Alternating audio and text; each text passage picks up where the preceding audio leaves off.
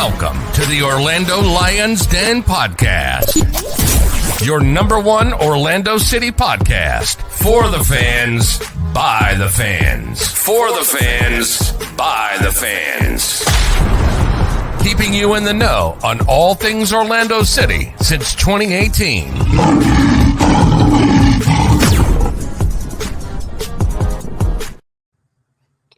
Yo, what is up, City fam? Orlando Lions Den here. Mike hosting for you today.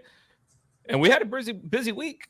3 games in the past week. We obviously already touched on what happened in Philadelphia, but now we got to talk about a 0-0 draw against Inter Fort Lauderdale and a 1-0 late game win away in San Jose, California. Farthest road trip of the season. But before I get into that, got to talk about my boys being here with me. First, Ryder, how you doing, man? Can't complain. Good to be back on the show. It's been a busy week, and 7 points in the last week is nothing to sneeze at. 3 matches, 7 points. We're already doing better in May than we ever thought we were going to do. So can't complain about it. Darn tootin'. And Cleon, my man, how you doing, buddy? I'm as good as I can be, man. I'm as good as I can be right now. I'm happy pulling out wins, but we'll talk about how we actually look in a little bit. So we can get to it. That's true. Definitely got to talk about how we looked while we were doing it, because some of these games, man, interesting. But before we do that, let's go ahead and do the housekeeping first. But before I get into our sponsors, I'm going to go ahead and start by talking about our watch party on 6/1. That's at Hourglass Brewing out in their Orlando location on Curry Ford Road. 6/1, get there at 7 o'clock. We got the bunch of giveaways. We got memorabilia.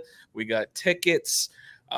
We got bunch of stuff. I've got cards. We got custom Orlando Lions Den koozies made. You want to go ahead and rock a koozie with our logo, you just got to show up. It's completely free to come to. Cappy's food truck's going to be there. If you're used to tailgating pregame at Broken Strings, the food that you love so much, they're going to be there with us as well, because friend of the show. And we haven't shown anything as far as can design goes yet. This will be on draft and will be available in can, but our beer, which is titled No Mango, No Party. We can go ahead and put the can design up on the screen here. Super excited about it. Thing looks pretty. I believe Cleon was the one who started the phrase when it came to no Higuita, no party. But now no Higuita, no party, no Poppy, no party, no Mango, no party. So again, it's a wheat beer. It's got some this one's going to be brewed with mango. If you've been to Hourglass before, it's going to be very similar to their Frankie Rock, which is a beer I personally am super fond of. So that's why I'm excited about this. But realistically, we want you guys all to be out there. We're going to be showing the game against the Red Bulls. We're going to just give stuff away for y'all being there and supporting and trying the beer. So we're really looking forward to you guys being there. Wear your purple. Come on out and have a good time. Yell at us about our takes, all that fun stuff. It's going to be a good time. Now into the actual sponsors. First, leave that can up there for a second. I'm going to go ahead and talk about Field Turf USA because we don't have a logo for them. So keep looking at the can of beer. Field Turf USA doing all the artificial pitches all across and hybrid pitches all across U.S. and Europe. Field Turf USA has been with us from the very beginning, so always proud to call them a partner. Next, let's go ahead and talk about Fubo TV. QR code on the screen if you're interested in expanding your football horizons and your sports horizons, cable, whatever. If you're a cord cutter, Fubo TV's got packages for you. Can promise you that. They got packages for everybody, but for the most sports that you could possibly watch that's not MLS related, they also got the hookup for you. So Fubo TV, using the QR code there or the link in our descriptions and stuff like that, it helps out the show. So appreciate you doing that. Then we got our man Leo with Epic Mortgage, powered by you mortgage. If you're interested in refinancing or learning more about mortgages or trying to buy a home, anything like that, Leo is going to be your man. Friend of the show, phone number there, 407-844-7696. Apply with Leo.com, and he can go ahead and get you situated. And then, last but not least, our man Eddie, Comparing Insurance, part of Liberty Mutual. We know he's helped out many listeners with their insurance. Always helping out, whether it be home insurance, car insurance, boat insurance, Apple Watch insurance. He's got you covered. All kinds of insurances. And he's also not going to BS you. He's always going to make sure that he's giving you the best deal possible, and he's going to let you know if maybe working with him isn't going to be the best situation. He's very straightforward like that. Good man. And hit up Eddie for any of your insurance needs. Ugh.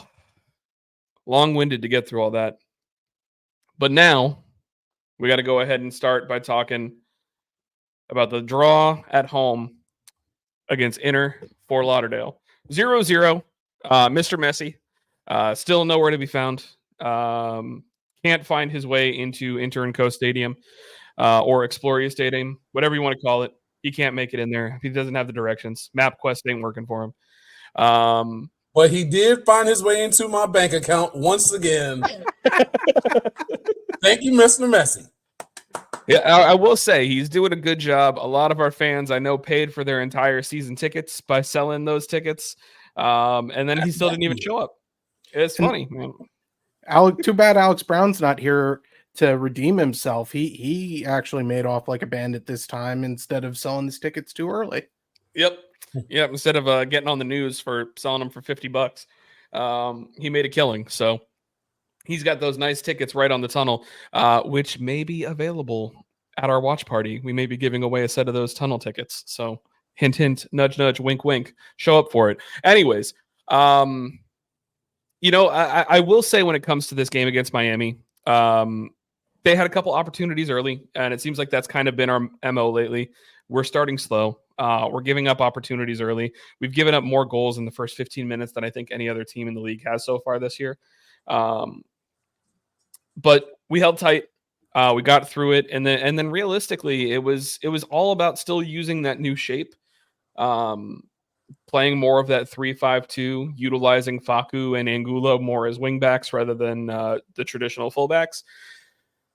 I mean, we were still able to create some opportunities. We had some chances. There was a great half turn ball played through by Muriel. That was a great shot by Martin Ojeda in the first half that Drake Callender made a very good save on. That realistically, if it was a different goalie in net, I think that probably would have been a goal. It was a very, very good move. But it's one of those ones I feel like we're good to get a draw in this situation, but at the same time, we're unlucky that we didn't get 3 points because I felt like there was opportunities for us to actually go ahead and take this game, especially with the big gun not playing. And we didn't go ahead and do that. So, Cleon, I'm going to go to you first. What are your thoughts on the draw against Pompano Beach?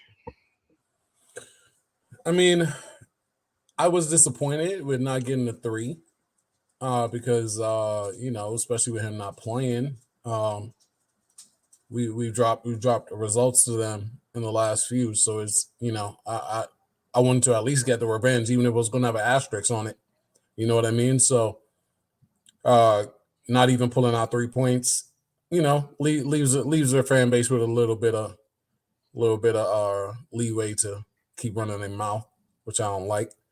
But we could have lost it, which would have been even worse. And with our form to start the season, it wouldn't have been a shock to lose. So it's underwhelming. Let's put it. That's the word I want to use. Underwhelming. Definitely underwhelming. And one of the things that I'll add to that too is, it's important to put context on results as well. Like, as much as we hate to admit it, you guys can get mad at me in the replies if you want to. Miami right now has been the best team in the league. They have been. It's kind of hard to dispute that, especially if Messi's on the field. They're the best team in the league. It's a little bit different when he's not on the field, but still, we were playing the best team currently in the league. We've been struggling ourselves. So in the context of that, a 0-0 draw is still a pretty good result. Alex, what are your thoughts on everything that we just talked about? I agree. It's definitely a take it or leave it result. Context is key because everyone knows that if Messi did actually decide to make the trip, that we would have gotten beat and probably beat pretty bad, but we made lemonade out of the lemons we were given and got a point. And that's nothing to be ashamed of. What is something we should kind of be ashamed of is the fact that we're the only ones that haven't scored on Miami so far this year. Their only 2 shutouts have come against us, and that's not ideal. It's a little embarrassing, especially the way it happened last time. This time it was just a matter of, it's a midweek match. Messi's been playing a lot of matches. They wanted to sit him down, and I don't know if he was injured. I don't know if he's chicken. I don't know. Everybody's going to say, oh, he's afraid to play us and he doesn't know how to get here. It's neither one of those things. It's just the last couple of times this trip has happened, it's been right in the middle of a busy schedule for them. So the formation still worked and we did look slow, but we didn't let those early goals go in like we were doing earlier in the season. We at least composed ourselves enough and we got the result. It's tough, and it was a lot of travel because we had just come from Philly, but it is what it is. No, I feel, like I said, I feel all right with the result. Like, obviously, I want 3 points every single time. You know, we all know that. We've all discussed it. That's the operative every single time, especially for your home games. And when it comes to, I do agree with your point there that you made. Like, yeah, I'm making the jokes about he can't find the directions and whatnot. And I know other people are saying he's scared to come here. Guys, he's played in some of the biggest stadiums in South America, the biggest stadiums in Europe. He ain't scared about a 25,000 seat purple stadium. I'm telling you that right now. You could go ahead and make those comments all you want. He ain't scared of us. That's not what it is. He's not like, I know it's fun to make the jokes, but like at the same time, I'm being realistic. He's not scared of here. It's just, you know, those Argentinian knees are starting to get a little bit older. He did supposedly have a little bit of a knock, and now they're playing it up that he's got a little bit of an issue in training right now, because he doesn't want to play in turf in Vancouver next weekend. They got him limping a little bit in training, so that way the people of Vancouver are just going to be like, oh no, he got hurt in training, he can't come now, even though they sold 50,000 tickets. Oh my gosh, that's crazy! 50,000 people at BC Place. I mean, isn't that what happened with New England? And I don't know that he played. Like, did he play? He didn't. Yeah, he didn't need to play in New England. Yeah, but he didn't need to play in New England, but they still sold out 63,000 seats or whatever for New England, who has been cheeks. You know, I can't say it any better than that. New England's been cheeks, and are probably the next in line to lose their head coach, if I'm being honest. Caleb Porter's not painting himself in any kind of glory right now with the comments that he's making. But before we go ahead and kind of get through, actually, that's a question for the next game. So, because we go ahead. I do have one thing.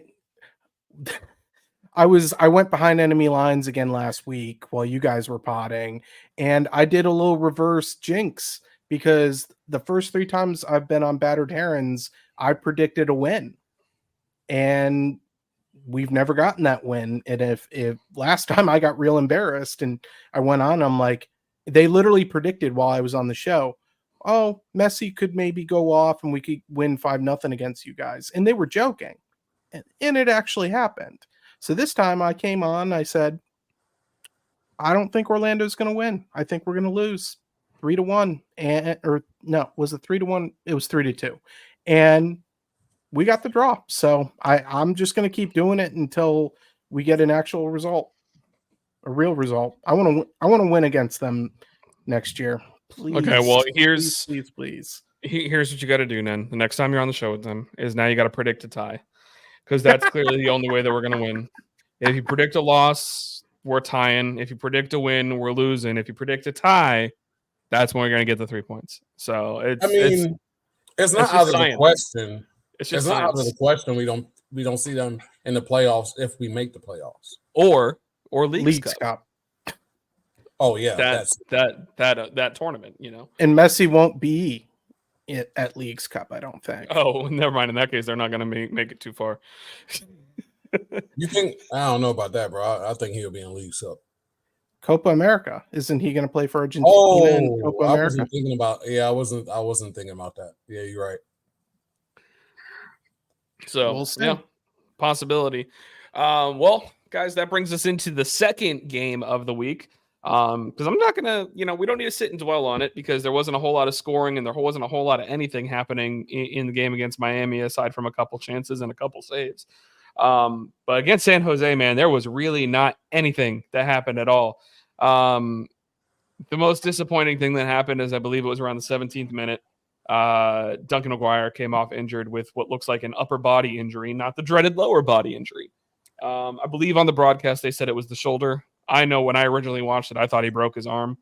We'll talk more about his injury in just a little bit, but this game was a 0-0 game, and for probably about the first 70, 75 minutes, it looked like two teams that are lower on the table that had just played 3 games and traveled a good amount within the past week were struggling with stamina. And then after about the 75th minute, Orlando kind of just kicked it up another gear where San Jose couldn't keep up. And then we found one of the ugliest 89th minute winners possible, where Angulo made a great length of the field counter, which that run is getting undersold. I feel like not a lot of people were paying attention to that run happening. But Angulo, off of a corner kick, took it the length of the field, crossed it to Martin Ojeda, who completely whiffed on taking a shot, and it just fell lovingly to Mr. Jack Lynn's foot, who came on in relief of an injured Duncan McGuire, and he put it into the top bins. And then that's it. 1-0 win on the road. Our road form continues to be good. That's 2 road wins this week over Philly and over San Jose. And that's a 7-point week, So, Alex, I'm going to go to you first this time since I went to Cleon first last time. Thoughts on the game against San Jose? I'll just repeat what I said you quoted me on Den After Dark. I didn't need my melatonin. That was it was a late game.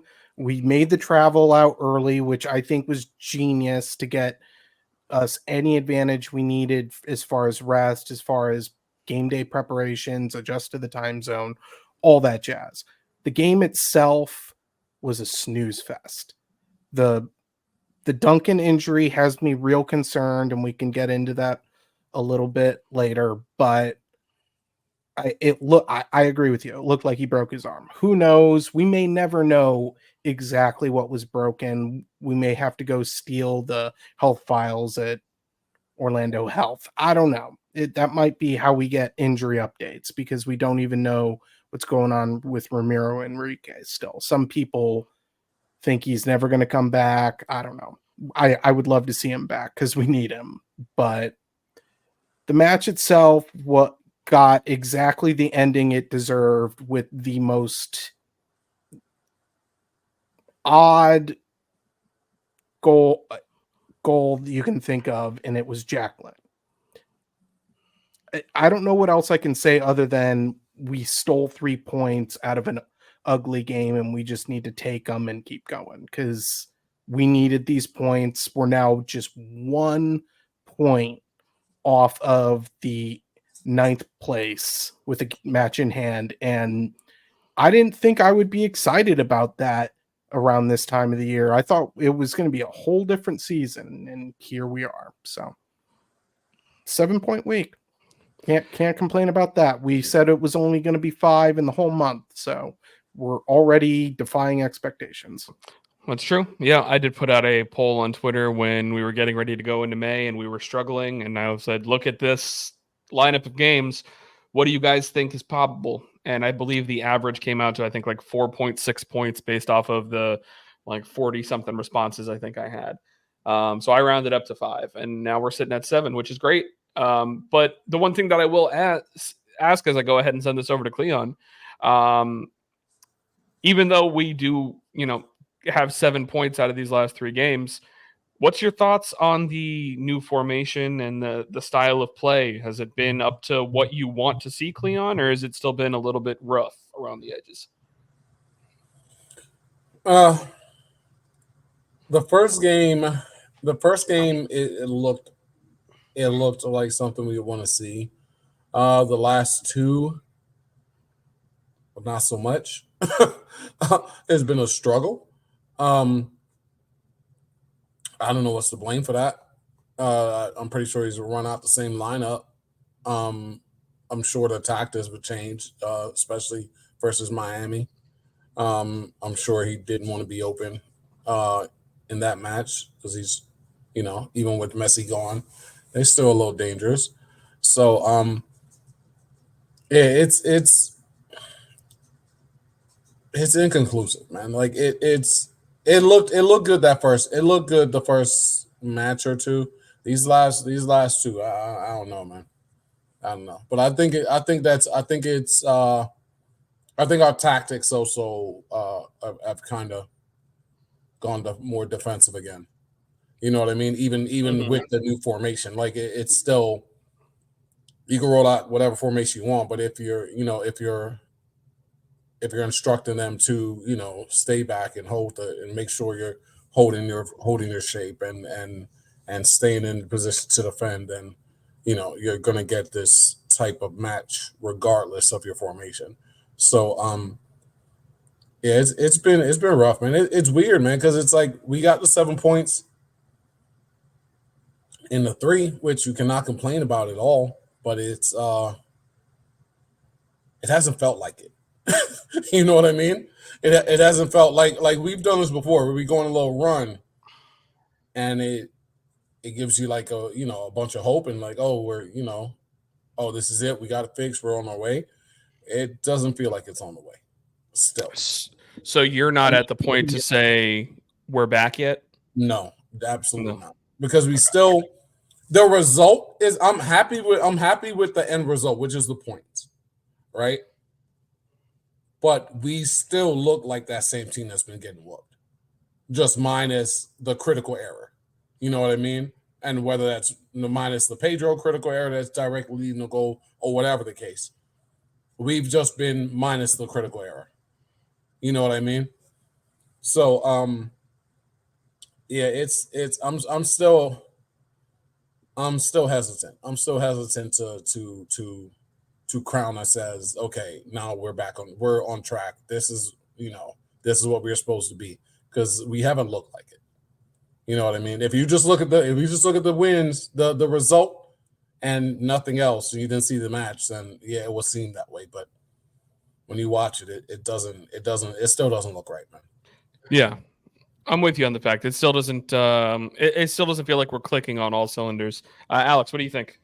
Well, we're still not crisp, and I think the big difference between the Philly match and these last two matches has partially been Moriel kind of came alive in the Philly match, and that was a big contributor to how we looked.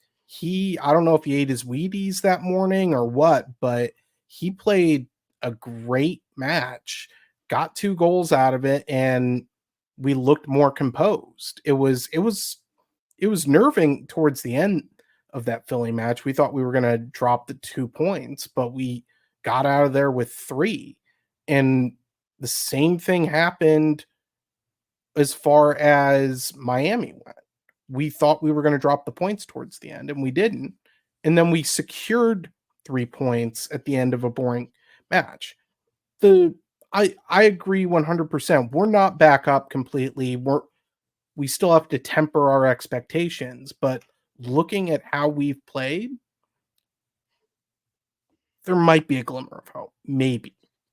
I'm not expecting I'm not expecting us to go drastic and go on a 10-match unbeaten run. I just don't think that's realistic, especially with the injuries, with Duncan being out, with the amount of people we're about to lose to international duty and everything in between. There's too many factors, and the schedule doesn't get easier from here. And one thing I didn't chime in about earlier, as far as just looking at the realistic view of what the context of these matches, it reminds me a lot of the Austin match. Yeah, we beat Austin, but they were cheeks, and B, they were already missing several of their players during international duty during that match. I mean, so are and we took we took advantage of it more than they did, and they were not good. So the Miami match is the one we really need to reflect that too. But San Jose, both teams were tired. That's what happens, and that's partially because we're just jamming all these matches together so that we can take some international breaks, and then we can take a month off for Leagues Cup. That's a rant I could go on. I'm just going to leave it there. I mean, we all know that in the fact that stinks, and the scheduling is always whack. So I'm actually going to change up the order here a little bit because it kind of feels like it makes more sense. We're already talking about 7 points over the last 7 days. We started 9 points out of our previous 10 games. And right now we're actually just outside of a playoff spot or play-in spot. Sorry. I got to correct that for Cleon. But Cleon, I'm going to go to you. They've actually changed what they call it now. So now they're actually calling it the wild card playoff. Oh, okay. So all right. Now it's a wild card match. So just keep changing it on us every time. God dang. Anyways, so Cleon, I'm going to go to you first with this because obviously there's been in the last 3 games where we now have gotten 7 points. There's been a formation change. There's been a few injuries and player changes. But what do you think has been the key so far that has kind of gotten us to start seeing things turn around a little bit? In the fact that now we are getting results again. 9 points out of the previous 10 games and now 7 out of 3. We still have ways to go until we're playing pretty soccer. But do you think that there's like a major contributing factor? Yeah. To everything so far? Is what I was saying. I think the major factor is we have not made that catastrophic mistake that led to a goal in these last stretch of matches, which was happening consistently during that first stretch, whether it was Pedro doing something dumb, whether it was on our center backs being completely out of place or falling down on a counter, or getting sent off, or whatever the case. We've avoided that catastrophic game-changing, game-ending mistake, because even the ones we lost in the beginning, like we were. If you take away those mistakes, a lot of them they either end in a draw or they end in a win or something. Most of them end in a draw because we end up losing by like 1 or something like that. You know what I mean? And that goes back to what we always saying. And we're praising Pedro or whatever. Oh, he made this great save. Okay, but he's the one to put us in the hole in the first place. You know what I mean? He's been serviceable, which, it's a downgrade for him, but it's an upgrade for him this season because he was absolutely unplayable to start the season. So now that we're getting serviceable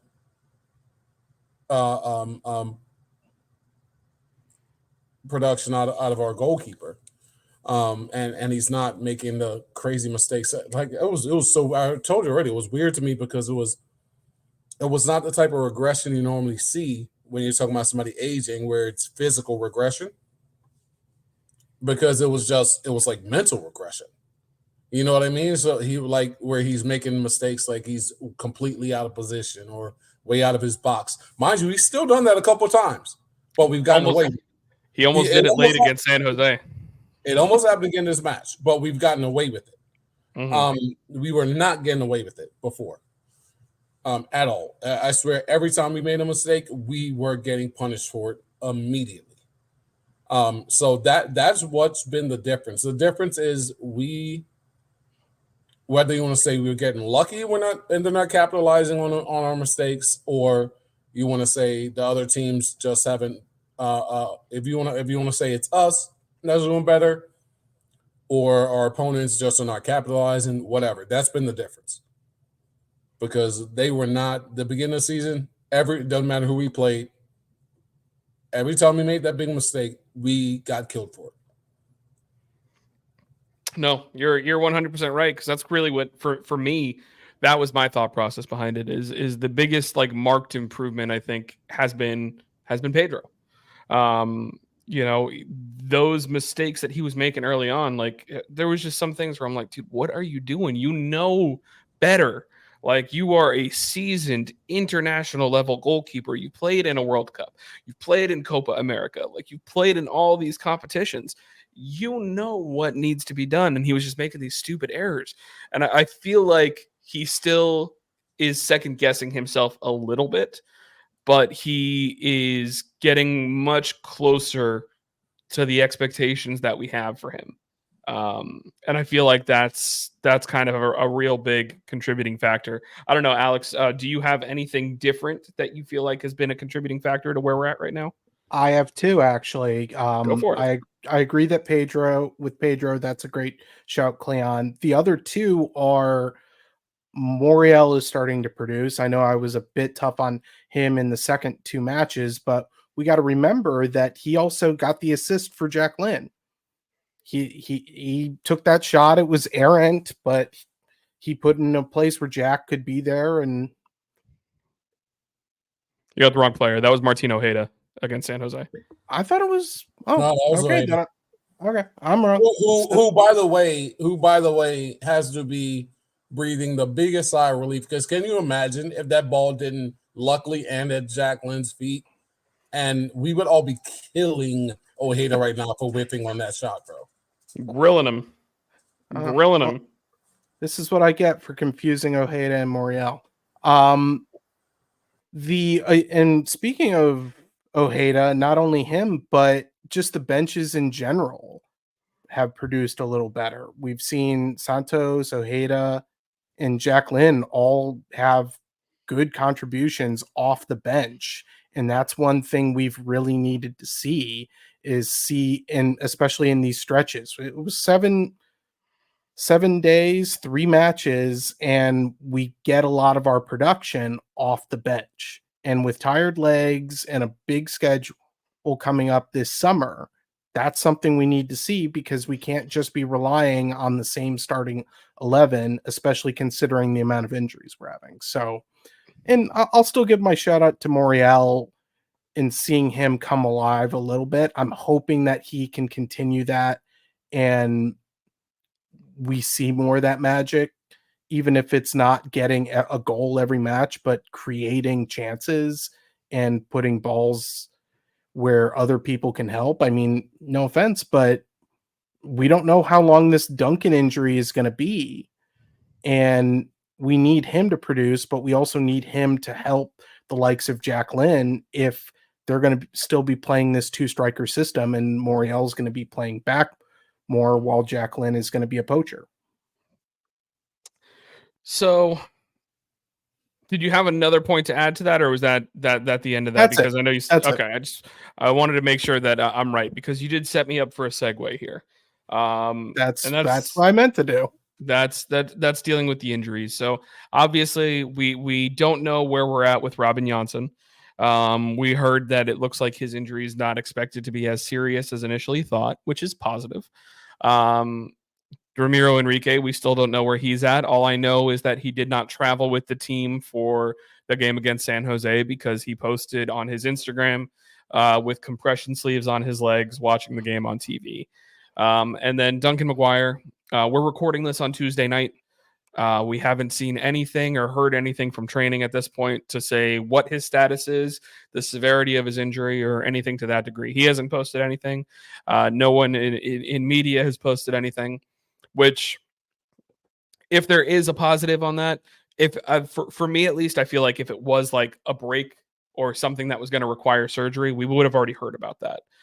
Because more than likely some of like the national journalists, like maybe some people from The Athletic, people that are like tied in when it comes to like Olympic teams, because that's one of the things that Duncan is very much in line for right now. Those folks would have likely been asking those questions to try and figure out for the U.S. men's national team circles. So I do think that hopefully the worst has been avoided as far as Duncan McGuire goes. But that kind of, how much time are we going to miss? Is it going to be a Rafael Santos situation where he got his shoulder popped out and missed a game? Or is it going to be, Ramiro Enrique situation where we have no idea how long he's going to be out for? If it is something that we're looking at as possible extended timeout, I'm going to go to Alex first because I know Cleon's going to have his opinions on this. Alex, how do you feel about the current striker situation if Duncan McGuire is going to miss significant time? I'm a little hazy on this. I'm a little scared that it's going to be too thin and that we're going to be relying too much on Jack Lynn and Moriel, and it's going to tire them out because it's going to be a rough stretch from the middle of June to the middle of July, 7 matches in that time. And if we're missing Duncan for a significant amount of time, especially early in that stretch before the Olympics, if he is able to go to the Olympics, it's going to be rough because you need to rest your players. You need them to have the energy and the legs to be able to perform. And I don't think it's going to be enough. Who comes after the two of them at this point? Like, who's our 5th string striker? 4th string striker? I mean, we're looking at right now, it's essentially Duncan and Muriel are the top 2, and then realistically it'd be Ramiro Enrique and Jack Lynn would be the next ones in line. And then after that, I mean, and that's assuming Ramiro comes back anytime soon. Like, we don't know. We have no idea what's going on with him. We have no update on what his ailment is. I mean, you could possibly play like a Martin Ojeda as like a false 9, maybe Facu as a false 9, something like that. Really don't have many other natural striker options. They have Shaq Muhammad down and Fabian Loyola, who are more with OCB. Again, neither one of those are true striker options. I mean, next man up from OCB that's likely going to get a homegrown contract soon, it would be Justin Ellis. But like, I think he's still 17. Like, we're a little bit ways away from that. So yeah, I mean, depth at the striker position right now with 2 guys out injured, is not ideal. It's scary, and it makes me wonder how, and not just how we can do this, but if Duncan does still get healthy and is able to go to the Olympics and is likely transferred still, that again, we don't know because we don't know what's wrong with them. And this could have been detrimental to both of those things, but we're going to find out eventually, hopefully. And how are we going to handle this after his departure? Because I still don't think it's enough. And it makes me still thank the Blackburn administrator that gave him extra time for us because we've needed him. Simple as that. That's absolutely true. We have needed his presence on the field. Cleon, I know you have your feelings on Mr. Lynn. You don't have Lynn's sanity, last I heard. What are your thoughts on our striker situation currently? I hate to have to be the one to say it, but and anybody that was watching that game, if Ojeda doesn't hit that ball and it lands at his feet, right, and he gets that goal, if you saw Jack Lynn's performance from the time he came in up until that goal, he was literally the worst player on the field for both sides. Like, mistimed runs, hold-up play was terrible. Passing was, oh my God, terrible. It was literally the worst player on the field. So it was. I mean, the one thing he's extremely good at, I'm not going to say the one thing that in this match, right? Because that was our first time seeing him an extended time. You know what I mean? So that's when you actually get to see, weaknesses. Even with like Duncan, right? When we are only seeing Duncan in glimpses at the beginning of last season, and then after you see him for get an extended time through the thing, he's still good, but you start seeing, okay, he can get better here. He can get better here. He can get better here. Right? That was our first time seeing Jack Lynn for that longest stretch. He was extremely bad. Like extremely bad. Like he should not be, like it looked like he should not be out there. I don't know if that's a thing that's going to go going forward. I'm not saying that's who he is, but this match here, he was literally the worst player on the field. He didn't know he was going to be working that day. I'm just saying. No, and it's one of those things. Like I know people like to use foot mob ratings as a thing. It's not an exact science. So like foot mob ratings, he ended up with a 6.9 score on that, which is still not in the green. Like you have to be 7 or higher to be rated in the green, which is good. So he got a goal and didn't get that. Before the goal, I believe he was sitting at a 5.4. Base rating is 6. So like it's one of those things. It's kind of highlighting that he was really uninvolved, and the involvement that he did have was not necessarily positive. Eddie popped into the Den After Dark show, which shout out to the 45 something sickos that were there live for the majority of the show, being there until 1:30 in the morning, listening to us ramble. Like shout out to you for hosting and then getting up early the next morning. That's a Hall of Fame performance on Den After Dark. Yeah, I drove to Tampa and then I got to pet a kangaroo. So realistically, it was a pretty good day for me. But no, one of the things that Eddie was kind of mentioning is that like Jack just kind of always looked for the first pass. Like he didn't it wasn't necessarily looking for the right pass. It was whoever's the closest guy to him, he tried to pass to him. Yeah, but he wasn't even making that pass. Exactly. And they weren't even accurate because of the fact that it was like it was like panic feet. It was like the thing that we used to make the jokes about Rodrigo. He looks like Bambi when he was on ice.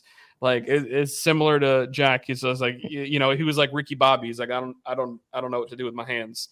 Like it's just like I don't know what to do with my feet. I don't know what to do with the ball. But if the ball falls to him right in front of the net, he's in good shape.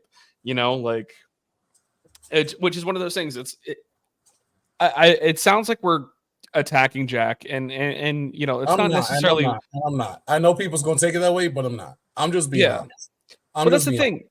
Is Jack is good at what he's good at, and that's if you get the ball to him around within 8 to 10 yards from net, he's going to get a shot off, and usually it's going to be a high percentage shot. And that's what he's shown in his small time here. But he's not scoring from 20 yards out with OCB. He occasionally would get in behind with a run, but again, he's playing against some teenagers sometimes. But more times than not, he scores poacher's goals. He's not scoring something where he's doing some kind of spectacular athleticism or anything like that. He scores poacher's goals, and the other parts of his game is areas that he needs to work on.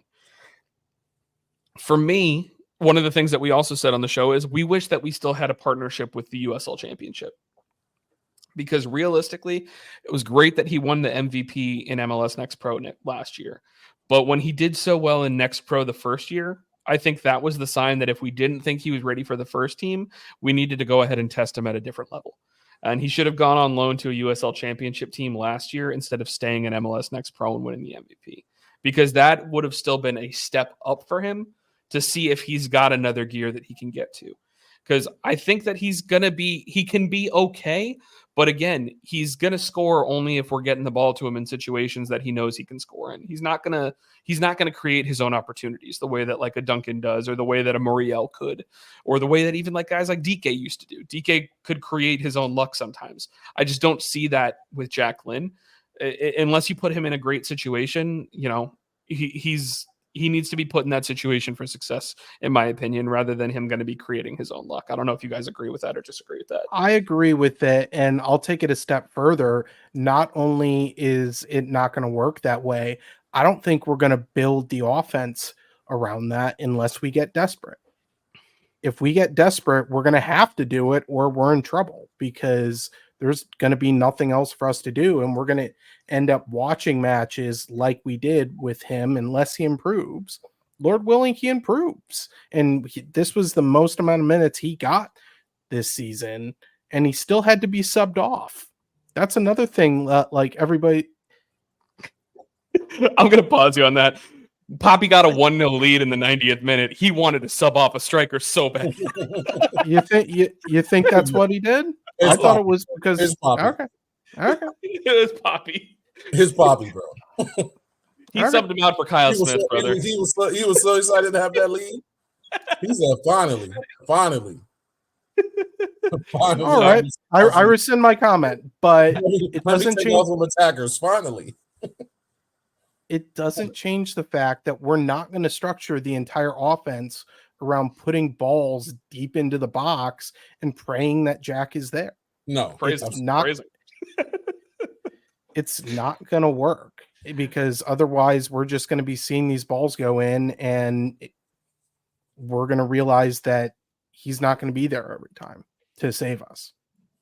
Now, mind you, I'm not saying like this is. I'm not saying this is who Jack is, because I have not seen enough of him. This is the first time I've seen him in an extended stretch like that at MLS level. At MLS level, yeah. At MLS level. So it could have been nerves. So I'm not completely writing him off. He does have a talent for scoring goals. He does. But the rest of it, I did not know if he did or did not. If we base off of one match and just this one, he absolutely does not have anything else in his bag at all. But I'm not ready to say this is who he is, because it was only his first match. He wasn't ready. I mean, he should be ready because he's a pro. But let me rephrase it. Hopefully he wasn't ready, because if he was ready and he was playing that bad, then we're in trouble. So hopefully he wasn't ready. And it was jitters. He was nervous, maybe. But everything, every touch, every pass, every run, everything was mistimed. Everything was terrible. It was really bad. And I hate to do that on he literally scored the game winning goal. You know what I mean? So I don't want people to think I'm just taking a dump on the kid. Just take a dump on the kid. Right?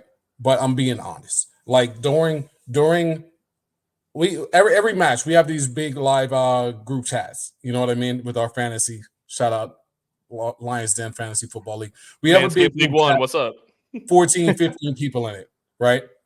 All of us, the entire match, up until he scored that goal, we're saying, please, Jack Lynn, score a goal so I can forget how bad you were for this entire game. Like, I literally said those words.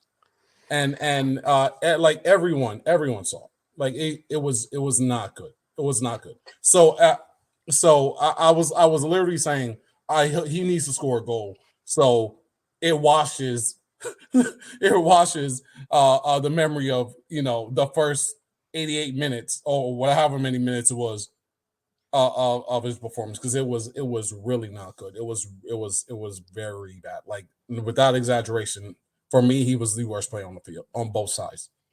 You want to know what I'm hoping for at this point with us having this whole discussion is that it's just more juju, and he's more than likely going to start on Saturday against Columbus, or at least get some minutes knowing he's going to be playing. Let's see if he can prove us wrong and show that he just had some jitters. That's what I'm hoping.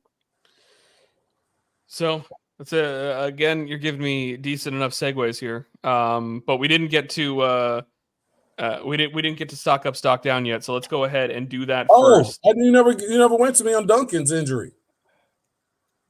Oh, go ahead. Real quick, I'll make it fast since we're already in another segment. I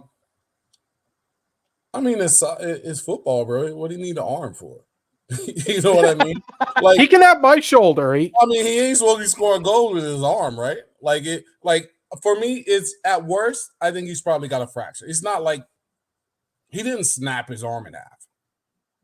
You know what I mean? To where so like even if he does have a break in his most likely forearm or something, unless he like dislocated the elbow, which is possible because of the way he landed. Maybe it was a shoulder, who knows? But let's say worst case scenario, he broke something. It's got to just be like a fraction in his forearm or something, or maybe even a wrist. You know what I mean? If you just put him in like a hard cast once the pain subsides, I mean, I don't see why. I mean, the guy that took him out from San Jose was playing with a hard cast on his arm because that's what I'm saying. He had a Like, injury. It's football, bro. You don't need your arm.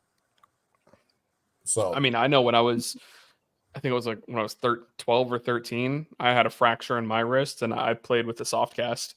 Like, yeah, it's normal. They still let me play. Like, I mean, unless you're talking about like he needs a full arm cast, like all the way from like his wrist to his shoulder.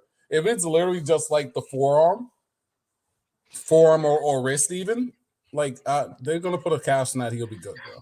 I mean, do you have any idea how much the fan base will love that? Oh, I was gonna say, yeah. Oh, I was gonna say, like, you know, as we're moving in, he ain't gonna be doing no cartwheel backflips. No. As we're moving into stock up, stock down, I'm just gonna say, if he goes ahead and he rolls out and he plays in a full cast, like if they tell him you can play, but you got to play in a cast, that cornbread Nebraska in him is just gonna be like, hell yeah, brother, get me out there. Like, he doesn't care. I think he'll be all right and good to go. But stock up, stock down. I'm gonna go ahead. I'm gonna start first because I've gone to you guys each time first, so I'm gonna go ahead and keep it quick. First, team of the week, representative stock up. I'm gonna go to Wilder Cartagena. He's been playing center back in this new 3-5-2 situation. He's really been excelling it, and especially with Robin Janssen being out, he's been a real leader for the back line, and I want to give him a shout out for that because I think that he's definitely deserving of it.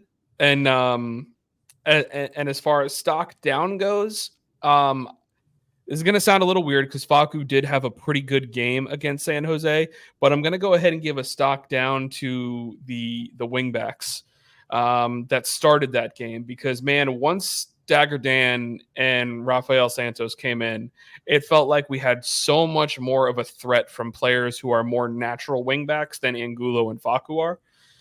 That it was just one of those things that was kind of like sitting there watching. I'm like, why are we like, I know the we want to get Facu on the field, but like Santos is just better at that role.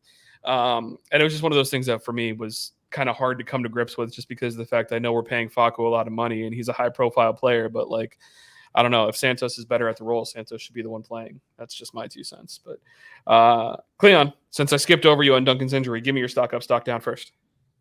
Stock up, I'll go Pedro, just because I've gone stock down on him pretty much every time I've been on. Stock up, stock ain't way up, but is at least going up, so that's a start. Stock down, I got to go team of the week. I got to go Jack Lynn, which is insane because he scored the game winner. But I will say I have less faith in his ability after that match than before. So I'll go stock down there, which is crazy because he had the game winner. So hey, you stay true to your brand. That's what's important. I hope it was a 1 game nerves, bro.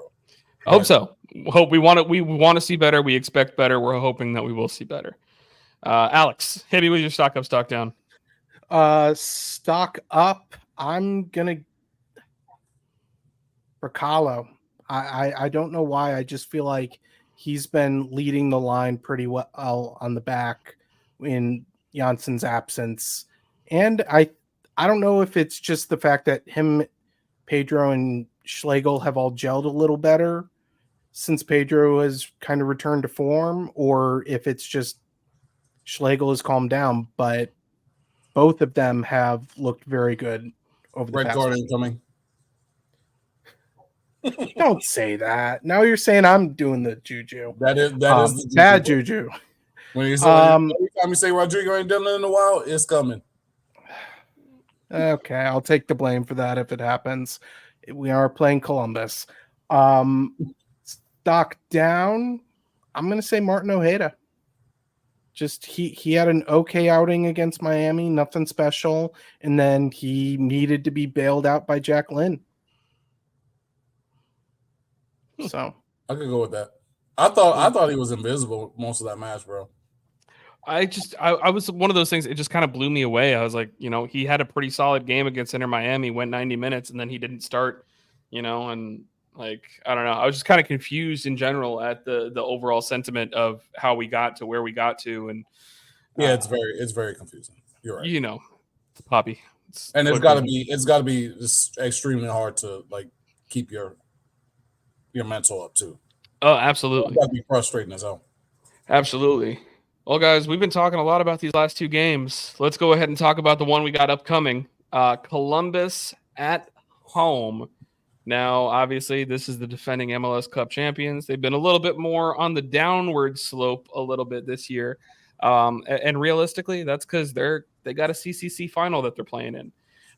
They knocked off Tigres. They knocked off Monterrey.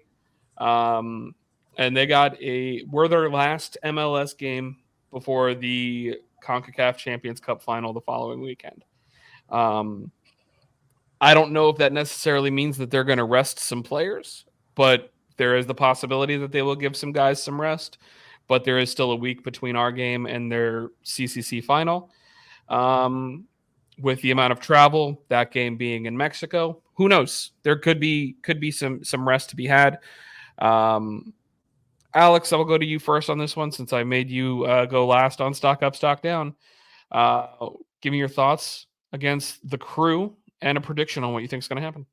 I think that this home match is a small little bit of revenge after what happened in the playoffs, after seeing them go on to win MLS Cup. I think Poppy's going to put a little bit of a chip on the shoulder of the players. I don't know who the players that are going to be playing and what formation will play or any tactics because we don't know the extent of Duncan's injury and we don't know who's going to be available for selection. But I think this is a match where combining that with knowing basically what Columbus's tactics are going to be, which is come out early, try and get as many goals as you can and get as many of your starters subbed off for rest as you can, because in all reality, I wouldn't be surprised if they go straight from Orlando directly to Mexico and do training there. I don't know that for a fact, but it would not shock me if that's their plan. And they're going to want to rest those players and have them be at their best for this final, because that final is a big deal for Columbus. They almost didn't exist after everything that happened with the Precourt debacle, but he's getting his just desserts in Austin now. And I think this is one of those situations where the context can give us a chance to get 3 points out of the match. I think it'll be close. I still think that we're not going to be outplaying them, but I think we can get 3 points out of this. I think this is going to be Orlando wins 2-1, and we get the second goal late to win the match. I'm going to give goals to, I'm just going to will a Facundo Torres goal, not a PK, into existence. And then I'm going to also will a Martin Ojeda goal. 2-1. All right. Cleon, kick it over to you. Thoughts on Columbus and give me a prediction. Columbus is really good, man. Very good. Assuming they play their normal lineup, for me, I think it's a loss. I hate to say it. 2-0.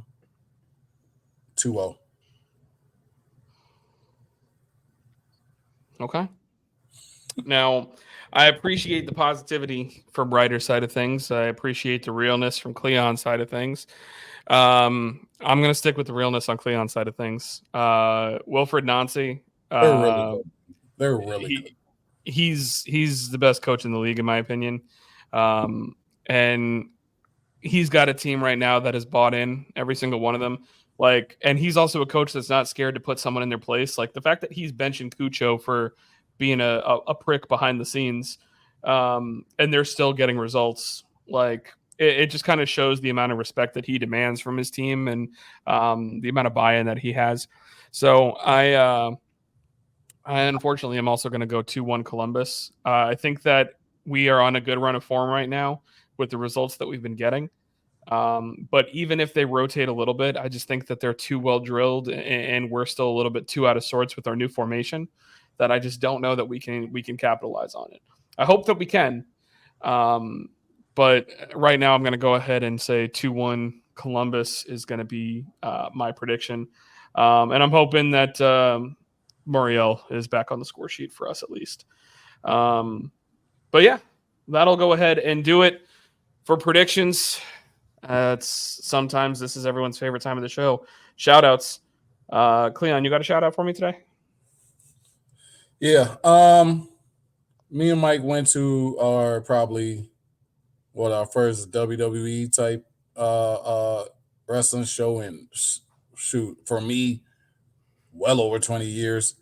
And I don't know how long for you, a long time too. That was the first time I ever went to a TV taping for a Raw or SmackDown. So yeah, a good time was had. I just want to shout out the greatest women's wrestler of all time, Queen Nia Jax. Queen Nia Jax, the greatest of all time. Keep doing your thing, girl. Keep doing your thing. Don't let the haters get you down. I'm gonna tag her. I'm gonna clip that and I'm gonna tag her from our Instagram and post it. Let her know that you're shouting her out, even though she went and yelled at Jade Cargill's daughter in her face, saying that her mom sucks. The GOAT. Oh God, Alex, got a shout out for me? Oh, do I ever? Sunday was an emotional day. Jurgen Klopp's last match at the head of Liverpool Football Club. It was a sad day, but it was a happy day. It was a celebration of a manager that I think has almost universally gotten respect from both his players and his rivals. And it's sad to see him go, but 7 trophies in his 9 years, Champions League, Premier League, FA Cup, Club World Cup, Community Shield. It's just I remember when he was appointed, and it was such a weird moment because of what had just happened with Brendan Rodgers and blowing 2014, and he didn't last even a year after that. And Jurgen comes in and he made everybody believe again. It took a while. There were some issues. There were some just so close moments, Champions League, Europa League, and he kept the faith and he made Liverpool fans believe again. So thank you, Jurgen Klopp. Thank you for 9 great years at Liverpool and for handing off a great club to a great new manager. And for announcing that manager before the club even had the chance to announce the manager, right in the middle of the stage in a full chant. I thought that was pretty cool. Nice little passing of the baton. Oh, it's nice that you guys get to that you follow a team where you get to enjoy moments with the Premier League, because I don't. Tough time being a Manchester United supporter, I'll say that. But yeah, for me, I was just going to shout out Cleon for bringing me to SmackDown with him because we had awesome seats. It was a great time. But then I'm also going to go ahead and, because I've been consistent week in and week out, and it's been annoying Cleon, shout out to my Knicks. Good run. Injuries got us. But it was rough. But shout out to my Rangers. Oh Eastern my God! Conference Finals. Other sports, Lord. Eastern Conference Finals. We got this. Let's go. Let's beat those Florida Panthers. And as we're wrapping it up, guys, like, comment, subscribe to the channel. And I'm gonna go ahead. I'm sorry, Alex. I'm gonna take over for a second. Put that beer can back up there. Oh, I was just going to hit the button. Come on out. I was literally hovering over it. Coming out 6-1. I even took a bunch of trading cards from my collection and I put them into little packs. So like you got like it's all ages can come into the tap room. I've got that confirmed. They also got non-alcoholics, some non-alcoholic stuff too. If you're monitoring your sobriety and don't want to drink and stuff like that, they got options for you too. Again, Cappy's food truck's going to be there. We're going to be there. We got cool stuff to give away. Like I said, trading cards. We got stuff. Those will probably be free. We got koozies that'll be free. And then, like I said, you buy the beer or you show up and, you want to be there. We're going to be giving out tickets, memorabilia, bunch of stuff. I know I got like an extra scarf or two that I'm going to throw in. I think we might have an extra Robin Janssen bobblehead, possibly. Signed player worn jersey might be getting given away. What was that? Jack Lynn bobblehead, make it happen. We're not there yet. Big bobblehead. A big bobblehead. We don't got that kind of real estate. But yeah, please tell your friends, tell your loved ones, come out and drink beer with us on 6-1.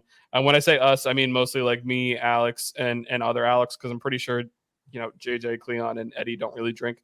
So like drink beer with a couple of us, but it'll be a good time. So thank you, as always. Appreciate you guys listening to the show. Like, comment, subscribe, like we said, all that stuff on YouTube. Right on, he drinks out of Pringles cans. Right on, he drinks his alcohol out of Pringles cans. I was looking to see if I had a Pringles can. That's a deep cut. We're going back a whole year from that joke. God. All right, guys. Vamos, Orlando. We'll be back with you soon for the next one. We'll see you for Den After Dark after the game against Columbus. And that'll do it. Vamos, Orlando. Go ahead and roll the outro.